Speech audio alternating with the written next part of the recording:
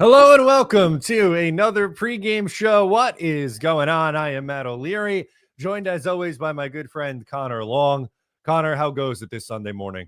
Matt, I would be doing better if the Jets are 1-3 instead of 0-4, chasing their first win of the year under head coach Aaron Glenn entering week 5. I don't think any of us had this in store. I don't think any of us anticipated this, but I will say this, Matt. I was up extra early today watching the overseas game, Browns versus Vikings, and at least some of the guys I talked up super highly around draft time are playing well. I had Quinshawn Judkins as my running back 2 this year. I had Harold Fannin Jr. as my tight end 2. I drafted both on my fantasy team, and now they're playing well. And the Browns are on the Jets' schedule, Matt, and all of us pointed to the Browns at the beginning of the year like that's a free win for the Jets.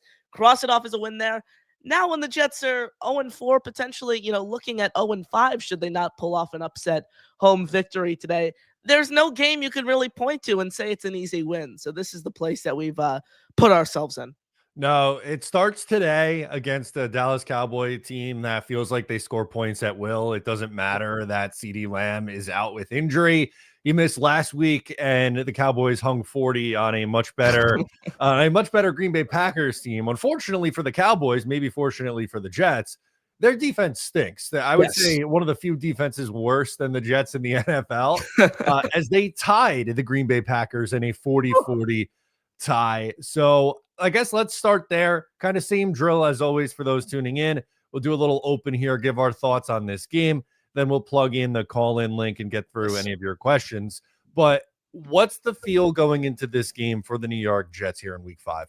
The feel, Matt, is win at all costs. And this is a depleted Dallas Cowboys team. When you look at the injury report, you look at CeeDee Lamb, them being without their wide receiver 1. I look at the matchup of Sauce Gardner and George Pickens, and I look at it as a bounce back opportunity for Sauce Gardner, who has struggled the past few weeks. Now he's going against someone like Pickens, is a little similar to DK Metcalf in that, bigger 6'3", 6'4" frame, obviously not as stocky and muscular as Metcalf is, but Sauce Gardner is going to need to shut down George Pickens today and, not let Dak Prescott get his way. Matt, when you look at Dak Prescott and what he's been able to do this season, it kind of reminds me of Joe Burrow from last year. Does not have the best surrounding cast, plays with a horrible defense, but is played like one of the league's top quarterbacks this year. And, Dak has the potential to put this game out of reach real early. I think that starts with Sauce Gardner locking up George Pickens. And the Jets had a similar opportunity up front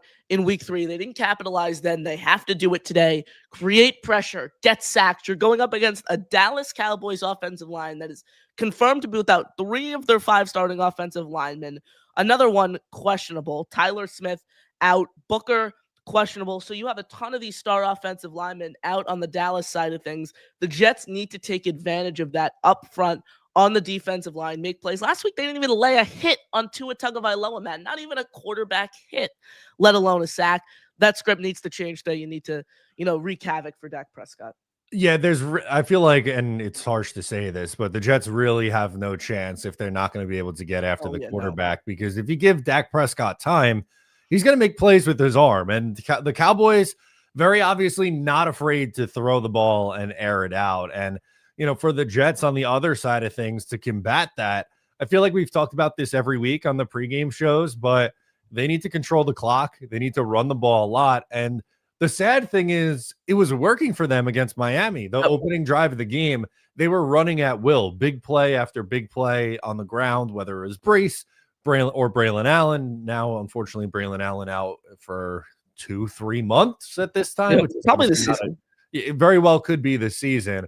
But to me, Connor, they have to come out and do the same thing. They have to come out and start running the ball and win the time of possession game. Otherwise, because if it's one of those days where the offense is going 3 and out, punt, 3 and out, punt, that's how you find yourself in a 14-0 hole early in this game. And you can't go down 14-0 against such a high-powered offense like the Dallas Cowboys hold, Matt. I think it starts with just minimizing mistakes all around. You can't have a punt returner call a fair catch inside your own 5-yard line. You can't have a kick returner, fumble on a kickoff. You can't fumble inside the 5-yard line as you march down the field. You have to minimize the mistakes all around. And look, I'm intrigued to see what Jarvis Brownlee is able to do today for the Jets, Matt. Obviously acquired 2 weeks ago, missed last week due to an ankle injury. Now with Michael Carter II dealing with a head injury, he's ruled out today. Jarvis Brownlee in line to make his first appearance in the green and white, and it will be a start at slot corner. So how is he able to, facilitate something there? Because if he has a strong performance today, you could potentially look at a Michael Carter II benching. This is someone who has been unwatchable this year, someone who could potentially be a cash casualty at the end of the season, given the fact that he doesn't have any more guaranteed money left on his 3-year, $70 million deal after this season comes. So there's a chance that could happen. I think you need someone to step up in the slot today, and that very well could be Jarvis Brownlee. Matt, I'll pull up the injury report for today's game. We kind of referenced it earlier. When you look at the Cowboys side of things, Tyler Booker, Tyler Guyton, Malik Hooker, CeeDee Lamb, Kavontae Turpin, all listed as out for today's game. Tyler Smith, their other Pro Bowl guard, listed as questionable. He didn't practice all week long, so I doubt he will be good to go. Miles Sanders has been ruled out of today's contest as well. And then on the Jets side of things, no MC2. I doubt Jermaine Johnson will make an appearance. He hasn't practiced in 3 weeks, so you can kind of cross that off the list, although the Jets haven't officially confirmed it yet. And Kene Nwangwu has officially been downgraded out. So both teams depleted, but the clear advantage is in New York's favor here. Yeah, without a doubt. And, you kind of referenced that game against Tampa Bay where it was essentially their entire offensive line was out, and the Jets didn't get a ton of sacks. They only had 1 sack in that game, which was a little frustrating. I know there were a million holding penalties, and obviously that helps the Jets, but man, they need to get after the quarterback. They need to get some hits on the quarterback, and dare I say, cause a turnover. Still the only defense without a turnover through the first 4 games of the year. And they're 0-4. That tells you all you need to know, Matt. If you don't win the turnover battle in this league, you're not going to win football games anymore. It's plain and simple.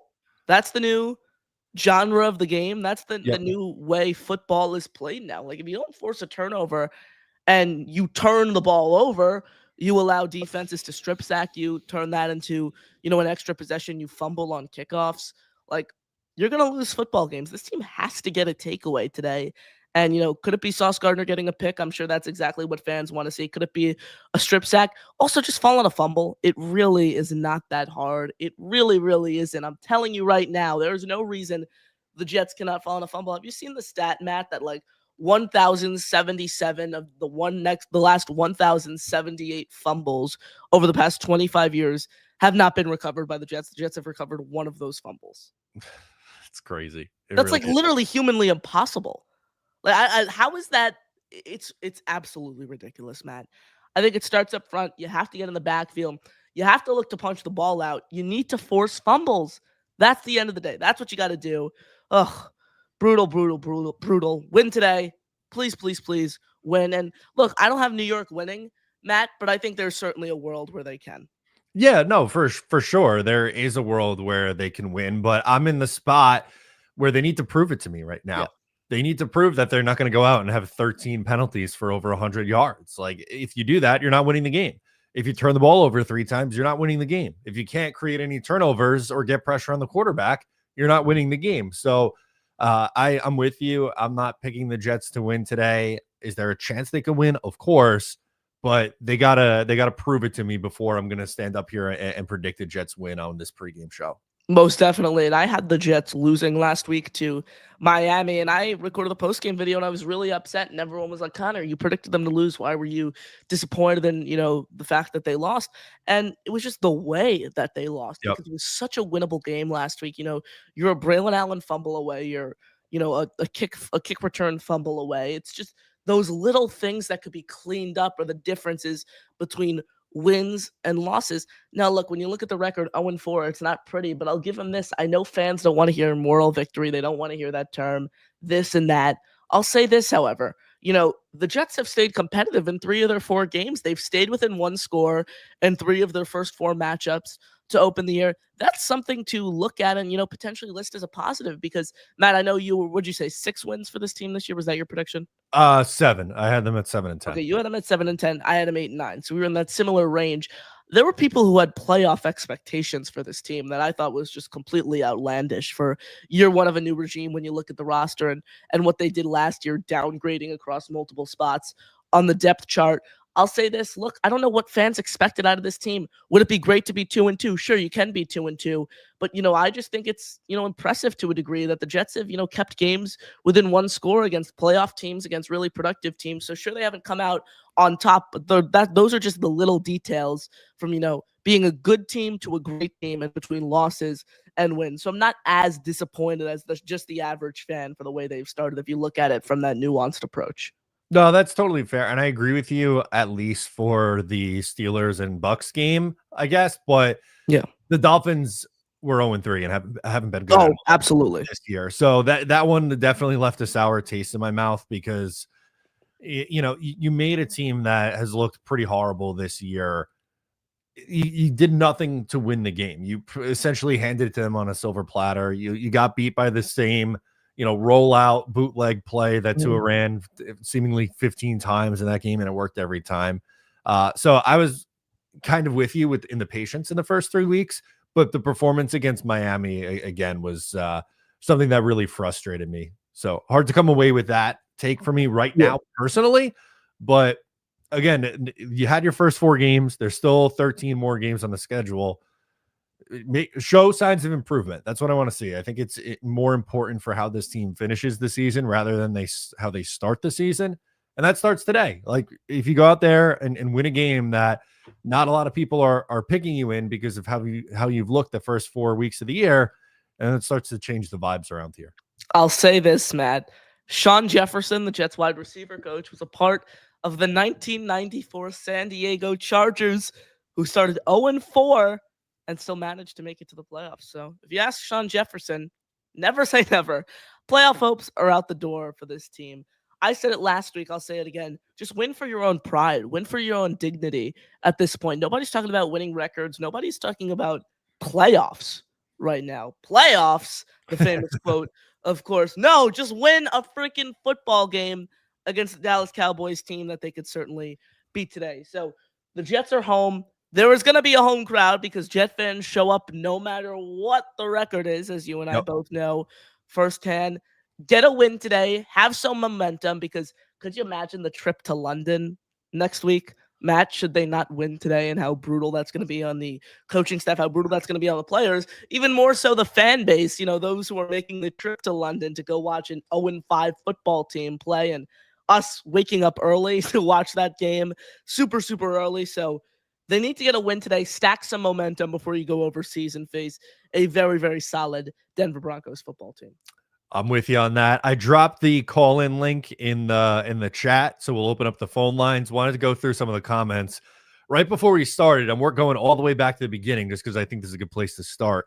Friend of the show, Reluctant Earthling, says, I have purchased a Jets win today by betting $300 on Dallas to win. It pays $213, but I know it won't. The betting gods will never let me win, which is fine. I want the Jets to win instead. This is the kind of approach that we need to be taking as Jet fans. Yes. Reluctant Earthling taking a $300 bath just to get the Jets their first win of the year. This is the kind of dedication I'm talking about. $300. Wow, I love to see it. Now, okay, let me try to comprehend this. So you've purchased the Jets win today by betting $300 on a Dallas win. So I think of it this way: if you win, you win either way than today's game, Matt, because should the Jets win, you get the satisfaction of the Jets getting their first win of the year.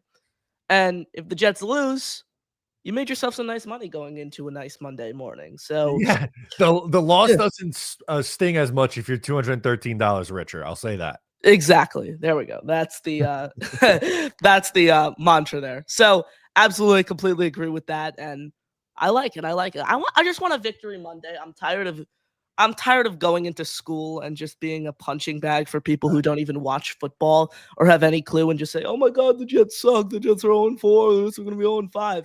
Just win, please, please, please. I don't want to have to, have a paper bag over my face at all these next few weeks. I'll make you a deal. If the Jets are 0-8 going into the bye, our first pregame show out of the bye, I will do it with a paper bag over my head. That is the deal that I will. I'm tired of it. I like that. Now, a little different. So when I was your age, the Jets were good. They were going on a run to their first of two AFC Championship games in 2009. And my quarterback was in the news yesterday. So I'm rocking my Mark Sanchez jersey in support. Obviously, really tough story came out yesterday with the stabbing. Mark Sanchez, ended up getting arrested, but just wanted to say, wish Mark the best. Hope he gets any help that he may need, and just scary situation yesterday. A very odd situation as well, man. Like I saw it and then I started to dig into it and it was just like weird all around. So certainly prayers to Mark Sanchez, and obviously in Indianapolis to call the Colts Raiders game today. Obviously that will not be the case, but hope all is well with Mark Sanchez and he is able to retain his job at Fox and the NFL. I think, Matt, one of the most overhated quarterbacks in Jets history. People talk about Mark Sanchez as this guy who, this scrub who wasn't that great of a quarterback.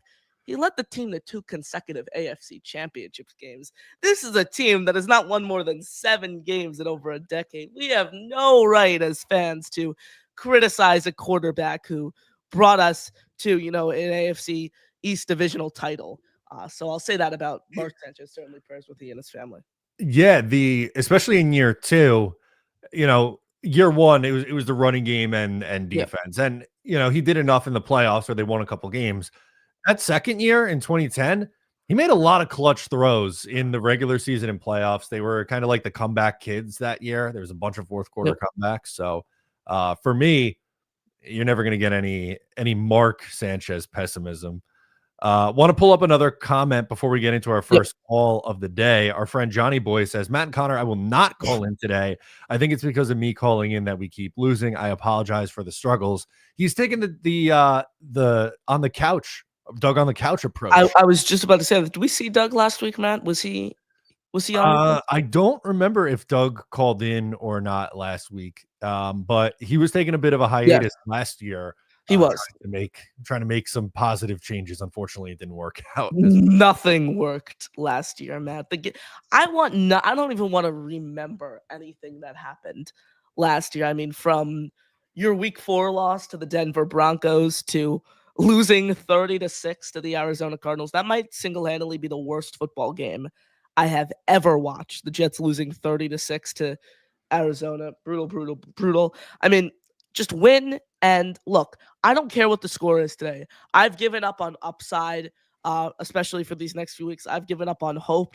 I don't care if Justin Fields is 4 of 12 for 29 yards. If you win the game today, that's all I care about at this rate. So win the football game and make Jet fans, give them some sort of optimism. Because, Matt, this week was the first week I had some days off from school. This was the first week where I really started to dive into the 2026 quarterbacks. And it is already October. Like I have enough on like sellers to write a scouting report, but it's like there's no point in me even writing a scouting report at this point because it's still freaking week 6 now that just wrapped up the college season.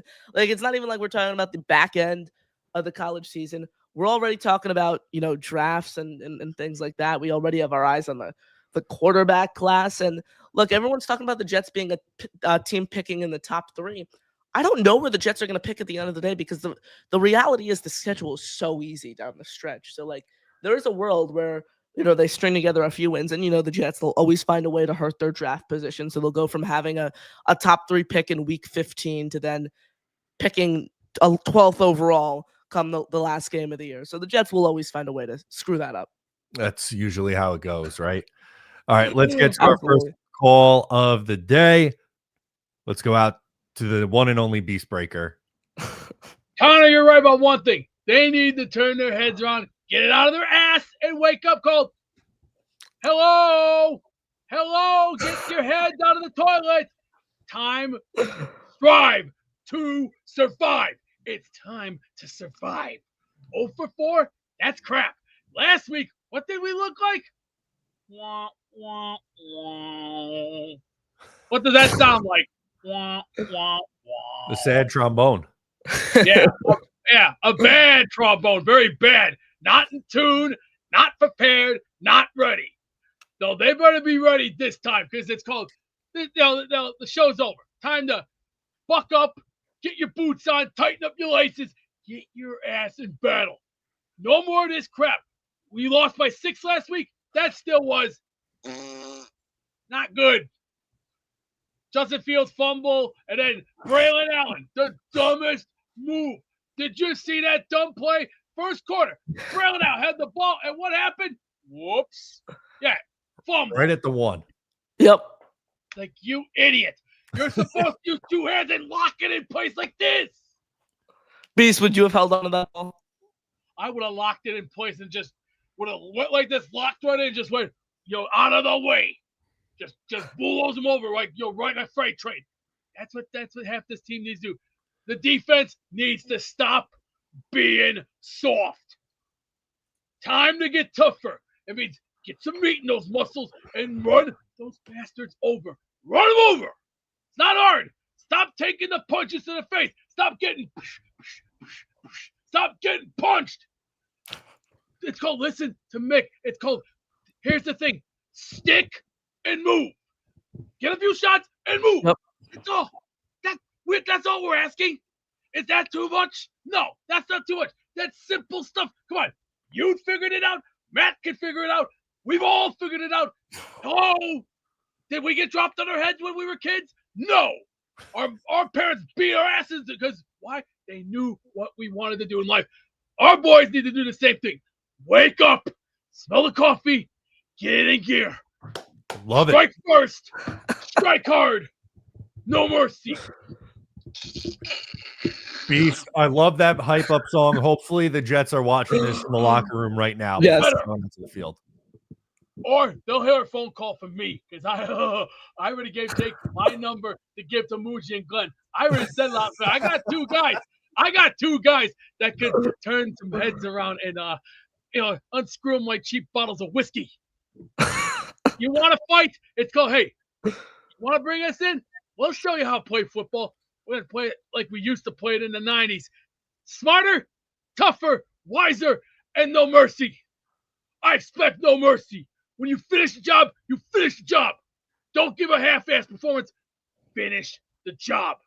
Finish the job, baby. Now. I love it. Thank you, Beast, for the call. Thanks for the pump up. What a way to end it.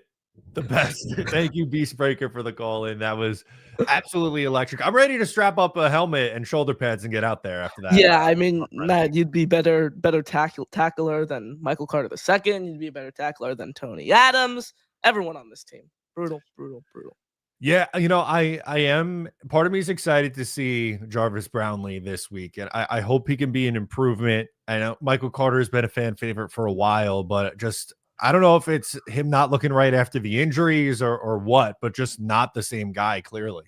Oh, he's been hard to watch ever since he got that deal too, Matt. Because last year he was like this as well. Granted, he was banged up. I gave him the benefit of the doubt, and I was like, you know what? Going into this year, he'll have a clean slate, and he's really done nothing. I mean, watching Jalen Waddle just break free on those 30-yard gains after 30-yard gain after 30-yard gain was hard to watch. And look, they're going to get a change of pace today. They're going to get a new guy in there, Jarvis Brownlee, and there are going to be a lot of people calling for an MC2 benching should Brownlee play well today. Now, Matt, it has been made official by ESPN's Todd Archer.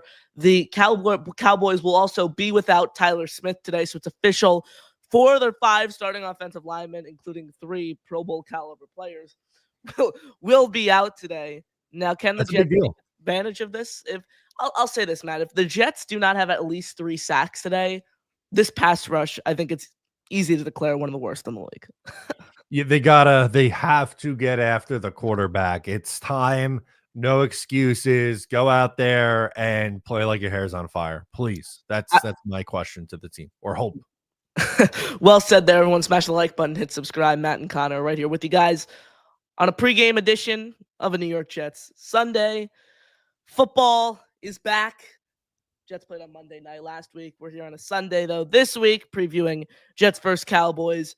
Week 5, everyone, thank you for joining us. Again, smash the like, hit subscribe. Questions, comments, thoughts, you can throw those in the chat. We will get to those. You guys can call into the show with the link pinned at the top of the chat. If you're watching on Matt's channel, the link in the video description over on my channel. We appreciate your support, as always, here on the show. Matt, you want to look into the chat as people, begin to start to load comments? I saw an interesting one from Johnny Boy that I wanted to pull up. He says, question for the panel: with all the talks of people wanting quarterbacks, do we trust the organization and New York market that a rookie quarterback could excel?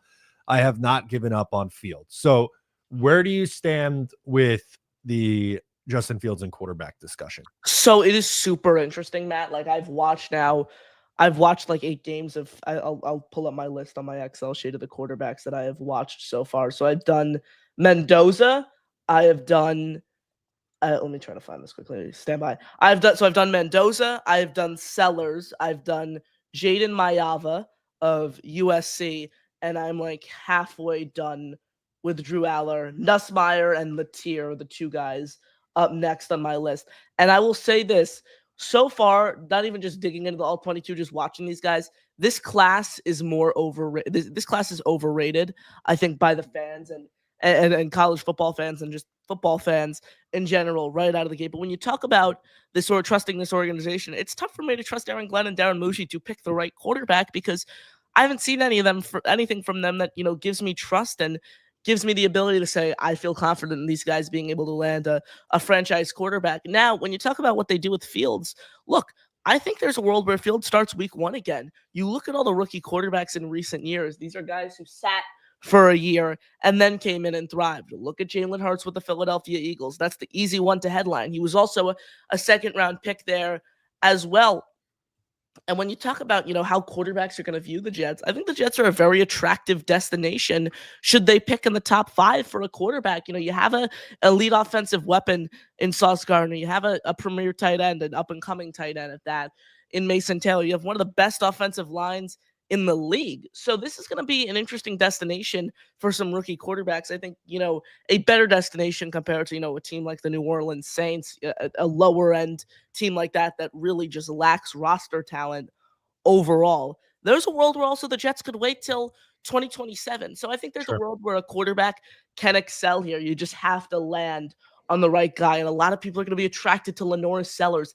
I like Lenoris Sellers. If you hit on him, you have a Cam Newton. You have a Lamar Jackson. The first time I saw him release the ball on film, my first thought went Cam Newton. Cam Newton, Cam Newton. That was the first thing I said.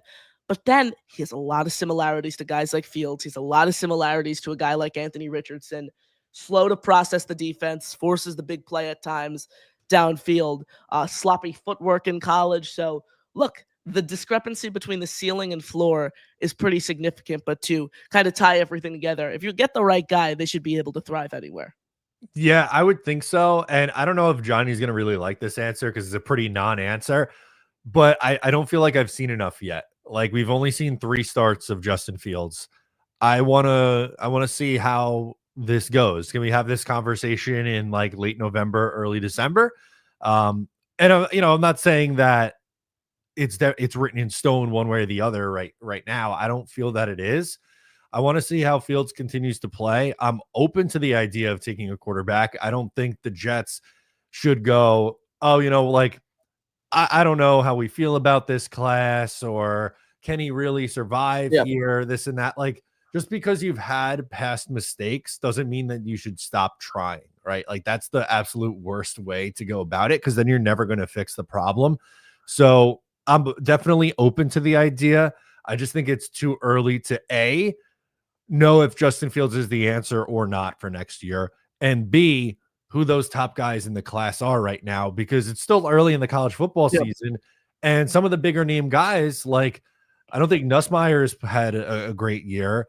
I don't think Klubnik, he was someone who was talked about very highly. He looks horrible.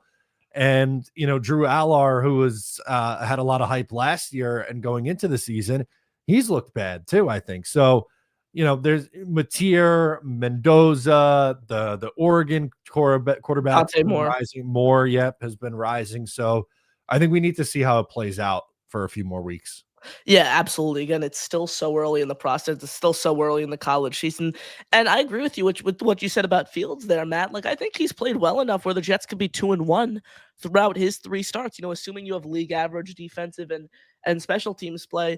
the Jets could really be 2-1 right now throughout Fields' first 3 starts. And sure, he's had a strip sack here and there, but notice he hasn't thrown an interception yet this season through 3 starts, which has been a huge issue and plagued and stalled his progress over the past few years. So you see Fields growing there as well. And as we speak, Jermaine Johnson officially ruled out today for the Jets.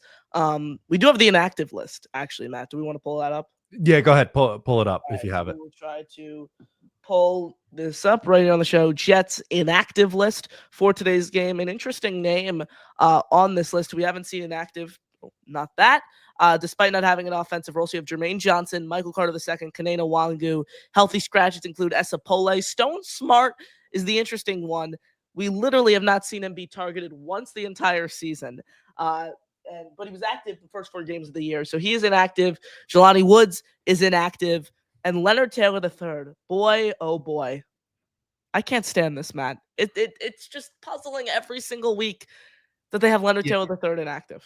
Especially when you're a team that is struggling to get after the quarterback. Yeah. That's one of the things that Leonard Taylor does really well. So I'm with you on that. I think it is a little bit strange that they haven't, or at least for the last 2 weeks, have had him inactive. Yep. I don't know what the plan is for the defensive line right now. My assumption would be that it remains kind of the same how they've been rotating it the last couple of weeks. Yeah, I mean, I think that's a fair way to describe it. When you look at the tight ends, so there's going to be Rucker, there's going to be Mason Taylor, and Andrew Beck. So the Jets are rolling with just 3 tight ends in today's game, one of which obviously that hybrid H-back, fullback, who, by the way, Matt, looking back at the All-22, and you could even notice it as and fans in general who don't watch the All-22 after, he has played such a pivotal role when the Jets offense has been firing on all cylinders, especially with the run game, like just holding still on those blocks and creating gaps and creating holes for Braylon Allen. I think a coach on this staff who deserves more credit is Steve Hyden, the Jets offensive line coach. He's a first-year offensive line coach, and his lines suffered a significant injury before the season even started, losing Elijah Vera Tucker for the year. He's been able to bounce back. Josh Myers and Joe Tippmann have played very, very, very well at their respected positions. So I think Steve Hyden deserves some more credit for the way that he's been able to bounce back and kind of facilitate this resurgence for the Jets offensive line. I think you're spot on. I think the offensive line is pretty far down the list of concerns for me, of things to be worried about. You know, I know the sack numbers were kind of high, and the pressure numbers were high against, Buffalo and Tampa Bay. Those are 2 defenses that were very blitz heavy, and the Jets struggled with that. And, I thought it was vastly improved last week against Miami, and I'm confident with them going forward. Armand Membu looks like an absolute star already, which is absolutely thing. Someone who needs to step up, though, Olu Fashanu. He is someone who we didn't see a lot of last year and was a little iffy when he got his opportunities to start at the end of last season. And this year has been anything but promising for Fashanu. He needs to step up. He's been the weak link. I thought Josh Myers was going to be the straggler, the one dragging behind is kind of that lower end starter. But no, it's been Fashanu, and I'm looking at him to step up. Yeah, I'm with you on that. We'll get back into your comments in a moment, but wanted to point out that the pregame show is brought to you by Sleeper. Think you know football? Then try to turn your football knowledge into real money with the Sleeper app, the ultimate fantasy sports app that can turn game day into payday. Just download the Sleeper app and pick more or less on your favorite players. With more stats than any other daily fantasy app, just choose 2 or more of your favorite players from pregame or live. Pick more or less from the predicted stats, and you could win up to 1,000 times your money if your picks win. Use promo code O'Leary, and you'll get up to a $100 match on your first deposit. They also have a new offer that's going on right now for the month of October, a free $20 no deposit required promo. Same promo code. Use promo code O'Leary. Terms and conditions apply. Thank you to Sleeper for sponsoring the program. Absolutely. There we go. We're about a little less than an hour and a half away from kickoff here on the show. So, looking to avoid an 0-5 start, Matt. 1.5 point underdogs. Would you still take the Cowboys, even giving a 1.5? Yeah, I would take the Cowboys still. I think it's going to be like a 30 24-24 kind of game. Yep. I think the Jets score, a decent amount of points. I don't know if they get over 30 today. They can. Dallas's defense has done that a few times already this year, but I just have a really hard time, even with all the injuries on the offensive line for the Cowboys. I just have a hard time seeing this Jets defense contain them today. Absolutely. And even without CD Lamb, Matt, like this secondary has given me no reason to have any expectation that they're able to stop a nosebleed, especially against a player like George Pickens. And the run game is going to be intriguing today for Dallas. Obviously, Javonte Williams leading the way behind that. No Miles Sanders today. They're going to look to Jaden Blue, 4th-round rookie, to make his debut today. They're going to need to stop the run because Javonte Williams, Matt, thank God I've had him on my fantasy team. He is a baller and he is able to create in space and make plays. So they need to stop the run and the pass. A multi, threat, a multi-dimensional offense for the Dallas Cowboys. There we go. Isn't that sneezes? God bless you, Matt. I typically try to fill the air there. I did not know what was happening, man. Wow. Yes. No, you're totally good. Allergy season is in full effect for me right now. I don't know if you're a guy who suffers from seasonal allergies. God, no. Okay. No, it's been this week in particular has been pretty rough. So if anyone else in the chat is a seasonal allergy sufferer, I feel you. I'm with you, and I stand by you this week. Yeah, that's one of the few things I'm lucky. I mean, being a Jet fan, man, I'm sure you sneeze as they lose as well. I mean, this is probably your least favorite time of year. No, yeah, not the best. Ironically, I love the weather. It's a little warmer today, but I love when it's in like the low 60s. I feel like that's just it's still comfortable. I want to go outside. The winter, I feel like the seasonal depression is real. I don't want to go outside and do anything. I just kind of bunker down in my house. And the summer can be too hot at times. So the fall weather is my favorite, except for, when the leaves are changing and things are dropping out of the trees and start to get the allergies going. Absolutely. Brutal. I mean, I like fall weather as well because it's kind of in between summer and spring. Like it's not too hot, but it's not like freezing as winter is. It's kind of that mild temperature. Absolutely. Looking at the chat, I wanted to pull up one from Mike Rotunda today. Says they need a few turnovers. This Cowboys offense is fast, and then follows it up by saying Dak can get rattled. That's the key. If the Jets are to have an upset today, I would imagine it's because they're going to have a turnover. But through the first 4 games, they haven't been able to get one yet. Yeah, I would have confidence in this defense. Should this be last year, and then potentially stopping Prescott. But this is an 0-4 team that doesn't have a takeaway. This is an 0-4 team that has let opposing defenses get their way and do, frankly, whatever they want. So I would say Dak Prescott is going to be under duress. He's going to, have to make quick decisions, especially without 4 of his 5 starting offensive linemen. I hope this defense could change my mind today, but I have no hope right now for this defensive unit to bounce back. No, I'm right there with you, unfortunately. We do have another caller up ready to go. So we're going to go out to our friend Tommy, joins the show. Tommy, what's going on? Connor, Matt, how are you guys this morning? Doing well. How are you? I'm good up until 1 o'clock. I hope it proves differently. I'll say that. Can you guys hear me okay? Loud and clear. Yep, you're coming through. Look, I have a lot of doubt about this team, about our defense, which is the strangest, craziest thing because our defense was supposed to be our strength. And we have to come out today and smack them right in the face. If we win that kickoff toss, you don't defer, you don't kick to them, you get the ball, you run it down their effing throats, and you score a touchdown off the bat. I don't want to see we're down 7-14 or we're down 7-0 or 14-0. And it's still the first quarter. Like if they're down 14-0 after the first quarter, just lose by 60, in my opinion. Seriously, just blow us the hell out by 60-0 because this is the week where we either change it around or things have to get dealt with. Now, if they put up 60 points on our defense, and if Steve Wilks is still our defensive coordinator, what are we doing? Like, what are we doing? I just, this is the make or break for our season, this game.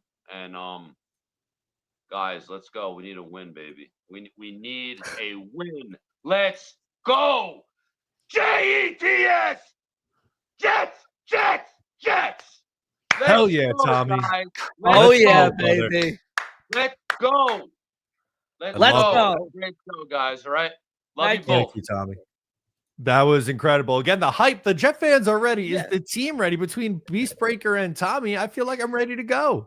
That's what I was just saying. I was thinking in my head there, man.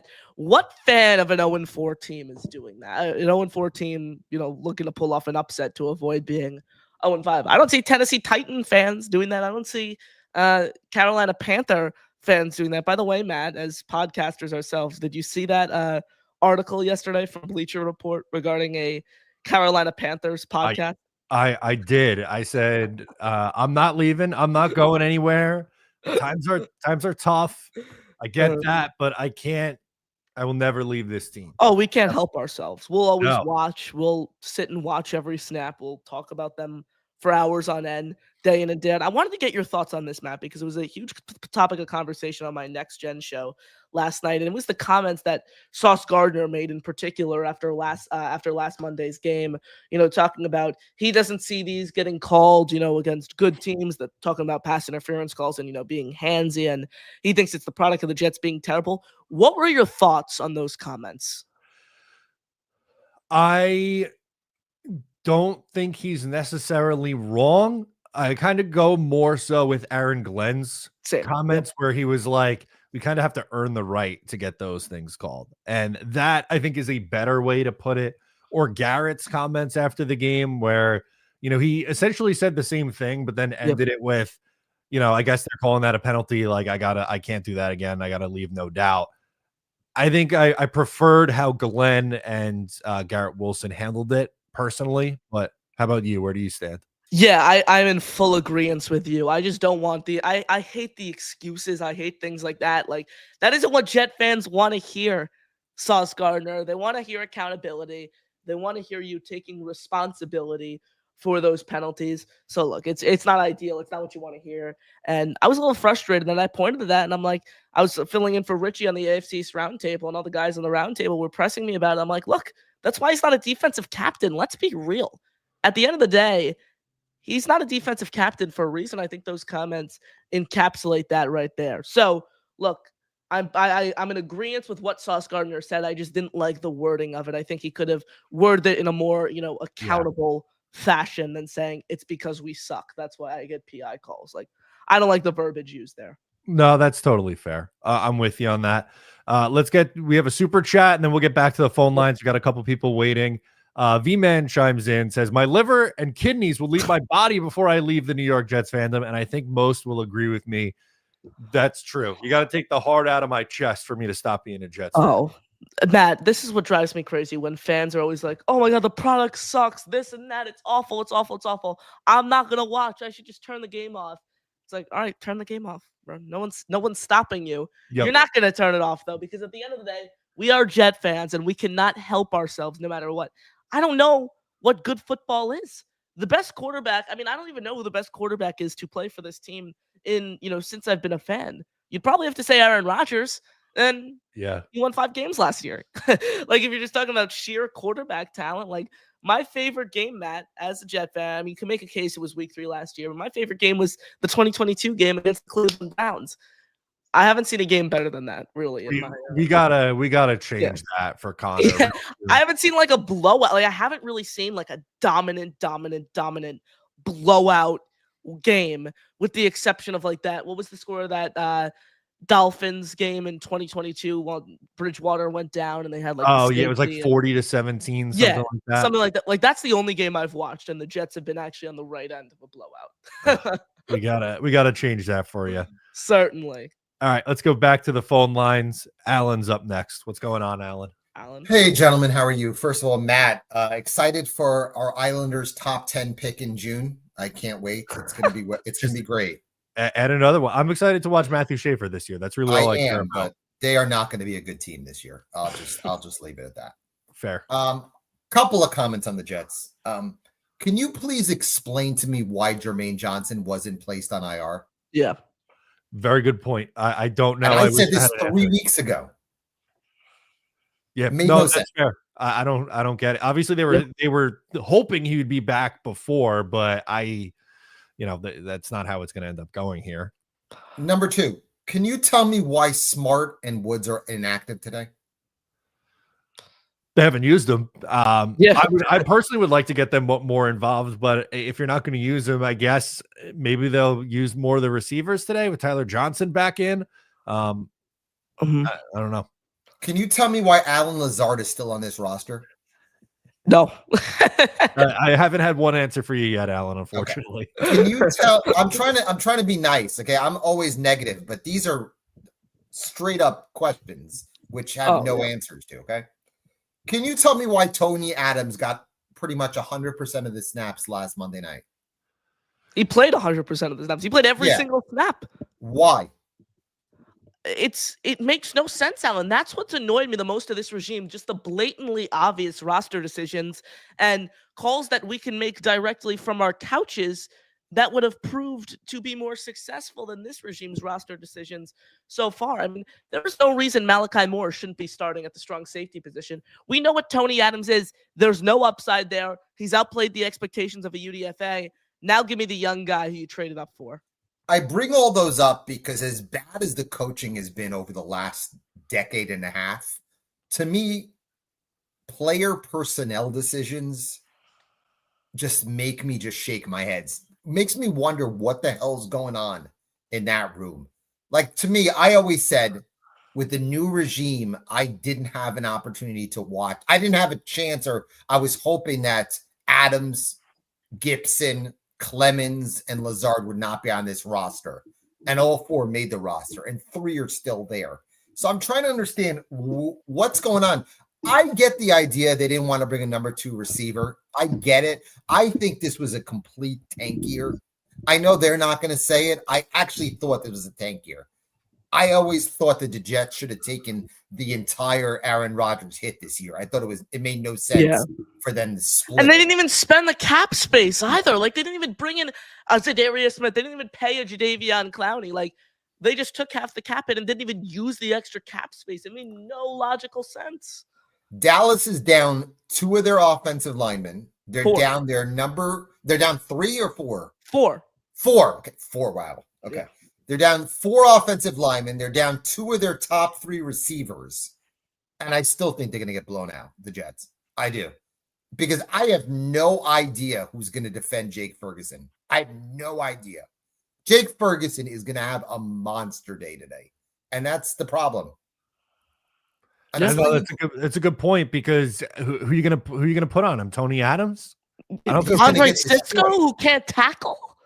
Like, they've never been able to cover tight ends, and you allowed a grandpa Darren Waller, who hasn't appeared in the NFL game since 2023, look like prime Tony Gonzalez last week, because nobody was able to defend him. Sauce wasn't able to defend him. Cisco wasn't able to defend him. Tony Adams wasn't able to defend him. They haven't been able to defend anyone, especially tight ends. And finally, the issues I have with Glenn, again, as I said, I think they're self-inflicted. To me, I don't mind this team losing this year. It didn't bother me. I had an issue with him saying that this team would win now, which made no sense. I also had an issue with him taking shots at the previous regime, which I didn't like. I thought they were garbage. I get it. But if you come here and you try to pump your chest and you take shots at Saleh in the previous regime, you better win. Yeah. And now they look like they're getting out-coached every week. And it looks like, again, last Monday night, he looked like a deer in headlights. So Aaron Glenn is setting himself up for a huge failure, and it's all his fault. If this team was not going to win, just say this team would try, or this team would be hard to play in the latter part of the season. Don't tell this fan base, a fan base that has watched this team struggle for the last 15 years, that this team was going to win. This team had absolutely no chance of winning anything this year. I think he insulted the fan base, and I think he's made himself look like a fool. That's just my opinion. I understand where you're coming from on that, but I don't know how we could have said anything differently to, like, for the locker room side of things. What is he supposed to say? We're going to be hard. You could say it to your players. I get it. I have no problem. The idea that he pumped his chest at the combine and basically said this team could win now, and then compounding that by taking shots at the previous regime, basically saying that they didn't coach these guys well. And now your team looks unprepared at times. It makes you look like an idiot. It really does. And with Will McDonald talking about the spin move this summer and saying coaching, coaching, coaching. It's all coaching. Will McDonald's had 2 sacks this year, all of which came in week 1. Like one trick pony. That's what Will McDonald is. Oh, but I appreciate it, guys. And I think this is the end this week. Again, I think the Jets will score points, but I think they're going to get blown out. I just can't see this defense with the way they've been playing, defending this offense that can roll out their quarterback and find receiver. You can pick up a receiver off the street and he can get 75 to 100 yards against this defense. I really believe it. But I appreciate it, guys. Thanks a lot. Thanks, Alan. Thanks, Alan. Yeah, that it's tough. It really, the Jets are in a tough spot right now because of the way the defense is playing. It doesn't give you any faith that they're going to be able to contain the Cowboys. I agree with Alan on that. Most definitely. And Matt, I've burned through all of my jerseys 4 games into the year of current players on the team. Okay. I've run through most of them. So now we went no jersey last week. I put a jersey on. I was wearing a jersey on the pregame show, so I count that as last game's jersey. So now I'm just going regular Vineyard Vines shirt and Jets hat. See if the hat can deliver the magic, because I've never worn a Jets hat at home during a game. So that's what I'm rolling with. Maybe that's what we need to do. Potentially. Let's go out to Hep, who looks like he's in the parking lot. Hep, what's going on? I'm at the game. I'm at the pregame with Boy Green's crew out here. Nice. And it's pretty hot out here today, fellas. Hold on, I'll show you There it is. You can see it? Yeah. Oh, yeah. Okay, yeah, it's pretty hot out here. I would say there's about 60-40, 60 Jets, 40 Dallas Cowboy fans, more or less. That makes sense. That's around what I thought it would be today. Yeah, that's about it. It's a nice day. It's more like a summer. Reminds me of like a Memorial Day or something like that. The weather outside, it's pretty warm. I think the Jets. It's gonna have to be a shootout. That's how it's gonna have to go, right? I mean, it's gonna have to be. We're gonna score more points than you, and it's gonna be a race. We'll see what happens, right? Yeah, it is. If the Jets are going to win, I think it's going to have to be in a shootout style game. I just, like we've been kind of saying here, I don't think this projects to be like a low scoring, grinded out kind of game. I think it's going to be high flying offense. Yeah, on both sides of the ball, hopefully. Yeah. But anyway, I just wanted to stop in quick and give you the report from MetLife Stadium. Love it. Thank you, Hap. Enjoy the game. Thanks. That's awesome. Checking in from the parking lot there from our guy, Hap. Oh, I mean, the fact that the Jet fans are still packing the stadium after an 0-4 start is incredible. I mean, you were there week 1, Matt. Where were you? Okay, what game did you go to last year? Went to the Broncos game, right? Denver. Yep. So was week 1, do you think, the best atmosphere you've been at since going to Jet games, or no, not really? The atmosphere was pretty good. The best Jets atmosphere for a game that I've been to was Jets Patriots 2015, Eric Decker overtime. Okay. Yeah. And that was a game winner. The Jets, it became a win-in situation the following week. So I think that was probably the best environment that I've been to. I've only been to a handful of games, but for me, no doubt, it's week 3 last year against New England, the home opener with Rodgers coming back. Okay, like hands down for me, the best atmosphere. But like, look, the Dallas Cowboys, they're a traveling fan base. It's the 2 jokes of the NFL facing off against each other today. By the way, man, have you seen the channel, The New York Jokes on YouTube? Yes, their reactions are fantastic. Incredible. What second to none. That's the way I'll describe it. It is. It's really, really good stuff. If you haven't checked it out, listening to this. I would never be able to record myself during a Jet game because I have no voice. I'm bipolar from opening kick to the final up whistle. and down. Yep. Yeah, it's awful. It's an experience. The 3-hour games feel like 10-hour days. Yeah, it's a full work day essentially, just sitting there watching the game. That's what it feels like. It's like community service, sitting down having to watch this team at times. We're getting close to the hour mark. So do you want to do our bold predictions for these games? And if you guys have a bold prediction, drop it in the chat too. We'll pull them up. Absolutely. I forgot what mine was last week, but I certainly know it did not hit. The closest I've ever got to hitting one was my Corley touchdown prediction against the Texans on Halloween last year. And he dropped it before he crossed the goal line. By the way, you see AD Mitchell do that, I think 2 weeks ago it was. Yeah, it's stupid. I don't know. There's no excuse. It's just dumb. Yeah, a radio host I have a good relationship over at the CBS Sports Radio, Ryan Hickey. He's a Colts fan. I texted him and I said, AD Mitchell equals Malachi Corley. Third round rookie as well, has done absolutely nothing. I saw a comment from Johnny saying, like, why does Corley look like a good wide receiver in Cleveland? I don't know if he was joking, but like I haven't seen anything from Corley this year. I don't believe. Has 1 carry for 11 yards in this. Okay. Better than he's ever done with the Jets. I think more yards than he's ever had with the Jets. If you obviously take away the touchdown that he had there. So interesting. I mean, Corley, he just needed a change of scenery. Like he messed up so much with that touchdown. Yeah. Like he just needed to go somewhere else. And they literally cut a 3rd round pick a year after he was drafted. So that was crazy. Certainly. It's absolutely crazy. You want to start us off, Matt? Yeah, I'll start us off with bold takes for today. What was mine a turnover last week? I feel like maybe that was my bold. I don't even remember mine. We should write these down. We really should write these down. We'll start now. Okay. I think we get an Isaiah Davis touchdown today. Like it. I think Isaiah Williams is going to have a very big game as well. My bold prediction, I want to go really, really bold. I want to see, you know what I'll say? Give me an Avery Williams kick return touchdown. Whoa, okay.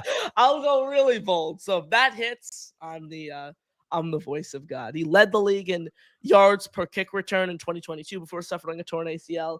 Jets debut today. I'll say he finds the end zone on a kick return. I'll go really bold. If you want a more realistic one, I'll say Harrison Phillips forced fumble. I think he gets in the backfield. I think he punches the ball out. Harrison Phillips. Did he recover? I'll say yes. To make it even more bold, I'll say yes. Although that probably won't happen. But that's the point of doing the bold takes. So I'll say Harrison Phillips punches out a fumble, and the Jets recover it for the first time this year, Matt. Could you imagine that? Yeah, I wrote them both down. So for next week, we can reference it. In my phone, I have Isaiah Davis touchdown. Yours was kick return touchdown by who? Avery Williams. Avery Williams. Okay. I just wanted to make sure. Avery Perfect. Williams. Also have the Harrison Phillips forced fumble and recovery by Jets for you. There we go. I have the Isaiah Davis touchdown today. Awesome. I like the Isaiah Davis pick there. I think Davis could have a great game. He could be an upgrade over Braylon Allen in some ways. I'll say that. Okay. Yeah, I hope you're right by that. You know, it really stinks that Braylon Allen's out, but a part of me is excited in a way for Isaiah Davis to get this opportunity. Like, and again, it kind of stinks that it's at the expense of Braylon Allen, but I like Isaiah Davis. I think he could play a little bit. Yeah, I like Isaiah Davis as well. I'm intrigued to see what they do with Khalil Herbert because they signed him earlier this week. I don't think he's expected to return kicks, so I'd assume he's active today. I'd assume he's going to have an offensive role, so it's going to be intriguing to see how they kind of work him in. He'd be the 3rd running back on the Jets depth chart as they're without Nwangu again. He could be like a one-and-done guy, assuming Nwangu's back next week, and they just release him and take – I mean, Nwangu's another guy, didn't get placed on IR. Like, and he's been out too. None of this makes sense. and with JJ especially, you could have picked up another edge rusher. I know you put out a video on a player the Jets had like a scheduled workout with or whatever. What was his name again? It was Drake Jackson. That's who it was. Drake Jackson, former second-round pick. Yeah, like you could literally just place Jermaine on IR, no harm, no foul, insert Drake Jackson or anyone like that, and boom, you have an extra edge rusher now compared to just someone wasting space on a roster spot out for 4 weeks. Does anyone know what they're going to do with Jamarcus Weston? Because I believe his stint on IR is over as well because he was a short-term IR guy. Yeah, I haven't heard anything with him. Yeah, because I remember he had a great preseason, and I think they kind of placed him on short-term IR to, buy more time with like a roster decision there. But with how bad the linebackers and special teams have been, there's a chance that like they actually put him on the 53 and release I'm trying to think of the other linebacker. I mean, they won't release McCrary Ball because he's a special teams captain. But yeah, I mean, they could certainly look to move off of someone. So a lot of interesting roster decisions to come. And if the Jets lose today, it's only going to complicate things even further. I'm with you. Let's pull some of these hot takes, bold predictions. Oh, yeah. Polar says Jets take a 2-possession lead before the half. That would definitely be bold. That counts. Certainly. Oh my God, that would be a dream. Josh Parker, Arian Smith, and Mason Taylor get a touchdown today.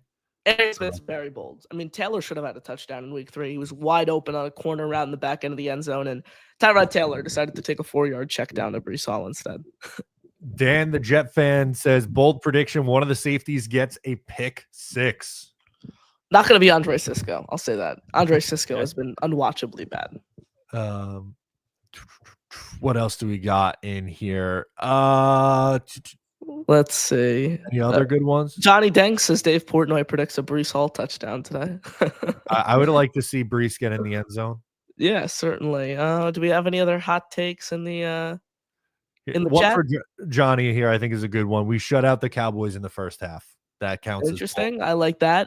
Islip Chat fan says Brownlee gets an interception for a pick 6. Oh, okay. Nice. There we go. I like that. I'd be down for that. I'd set up for any takeaway. I don't care what it is. Just buy extra possession. Do you have a score prediction for this game? I'll say give me Dallas 33. Give me New York 26. Okay. I'm sticking with 34-24 Dallas. We're close, yeah. Prove me wrong. Get the first win of the year, please. I want to come on the post game and laugh at myself for being wrong and be excited about a Jets win. That's where I'm at. And let's just talk about something new next week, Matt, because whenever we do these pregame shows when they're this bad, we just end up repeating ourselves because there's nothing else to say. It's plain and simple when they lose like this. So Jets, come on, give us a change of pace. Give us some, renewed optimism to talk about next week, Matt. Absolutely. Guys, before you hop out of here, please make sure to leave a like on the stream, leave a comment, subscribe if you're new. That'll do it. We'll be back next week. I'm Matt O'Leary. He's Connor Long, and we'll catch you next time.